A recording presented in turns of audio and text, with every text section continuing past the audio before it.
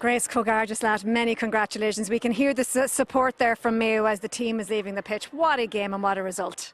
It was a really good result. We knew after, we weren't really happy with our first half, so we knew after, at half time when Peter gave us a good giving out to, we knew we had to put up our socks, and we did, so we're happy with that. What were you not happy with in the first half?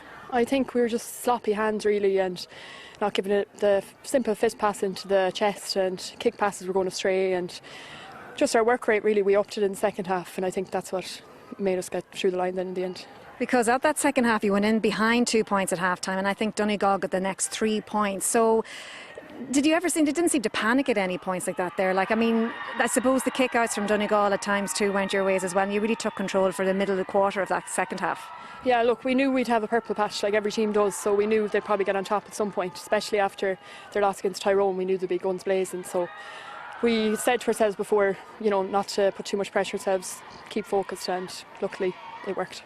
And we see obviously lots of drama, lots of twists in the game. There was 2 yellow cards for Mayo, but then there was that incident at the end where it looked like there could have been a goal and Donegal are right back in it. So what were your thoughts at that stage? That's right. I was going to go back to the inline myself. I think the whole team were just going to work the whole way back. But yeah, that's football. You don't know which way it'll go. They nearly got 4 goals there, so it can go either way sometimes. So fair play to them, they did really well. Well, fair play to yourselves. You are, of course, into the All-Ireland quarter-finals, and you are Laoch na hImeartha agus de Helen O'Rourke, príomh-Aimime nach Cumann Peil Gael na Man, an Seachan an Gradam of Runawart.